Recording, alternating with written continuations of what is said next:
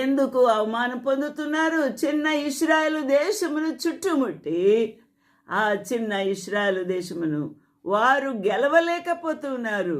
వారి యొక్క దండు, వారి యొక్క సైనిక బలము, వారి యొక్క ఆ యొక్క మందు బలము, సామాగ్రి బలము ఏమాత్రం కూడా వారి యొక్క జయమునకు కారణం కాదు.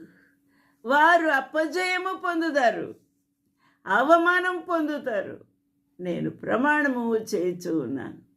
ఈ రోజున ఎంతో శ్రమలు అనుభవిస్తూ ఉన్నారు అన్యజనులు. తరిమి తరిమి కొట్టబడుతూ ఉన్నారు. వారి యొక్క ఇండ్లు ధ్వంసమైపోయి బూడిద పాలై బుగ్గై పాలైపోయి అనేక మంది చనిపోయి మన్ను కరుస్తూ ఉన్నారు. Therefore thus said the Lord God, I have lifted up mine hand, surely the heathen and are about you, they shall bear their shame. ఎలా అయితే అవమానం చేశారో నా బిడ్డల్ని, వారు ఆ యొక్క అవమానమును భరిస్తారు అంటున్నాడు.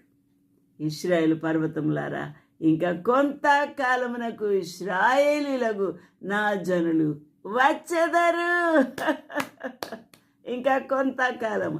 యెహెజ్కేలు ప్రవచించినప్పుడు అప్పుడు చెప్పుతూ ఉన్న ఈ యొక్క వాక్కు యెహోవా దేవుడు పలికించుచూ ఉన్న ఆ యొక్క యెహెజ్కేలు భక్తుని నోట ఉంచిన ప్రత్యక్షత.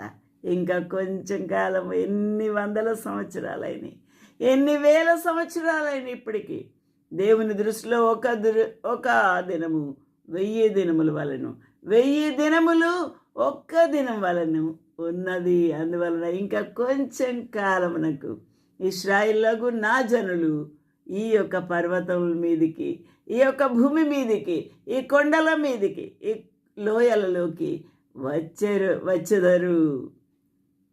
మీరు చిగురు పెట్టి వారి కొరకు మీ ఫలము ఫలించుదురు. ఎవరు చిగురు పెడతారు? శత్రువులు. ఆ శత్రువులు అనుకుంటూ ఉన్న, మా స్వాస్థ్యం అనుకుంటూ ఉన్న ఈ యొక్క పర్వతములు, కొండలు, లోయలు, వాగులు, వంకలు అన్నీ చిగురు పెట్టి వారి కొరకు ఫలములు, పువ్వులు, ఆకులు, ఆ యొక్క ధాన్యాలు అన్నీ కూడా ఫలిస్తారు. Great promise of the Lord. Hallelujah, hallelujah. The Lord is going to bring all the people of Israel from all the countries to be a dwelling place. Israel land will be their